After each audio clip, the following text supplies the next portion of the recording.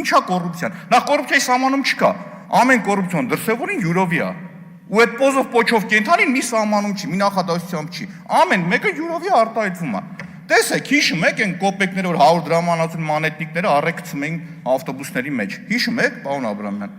Ուրեմն ինչ է լինում։ Երևանի քաղաքապետարանը որոշում է, որ դա առնի։ Պատահականությամբ, շատ պատահականությամբ այդ մանետնիկները վաճառում է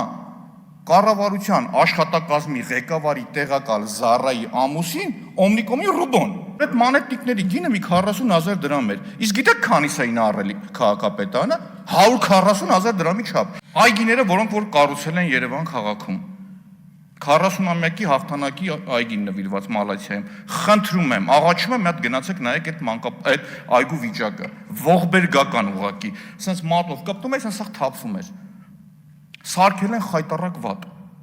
Այդ ընկերությանը հերիք չի պիտի գցեին սև ցուցակ,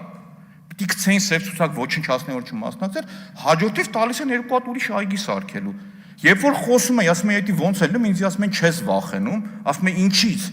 ասում են, «Ուժային կառույցներից մեկի զամի քրոջ տղունն է դա»։ Այ քեզի բան, չէ, չեմ վախենում։ Որ ասում եք, Ավետիսյան Արմենը սա Հայաստանում եք կպատմեր, չգիտեմ,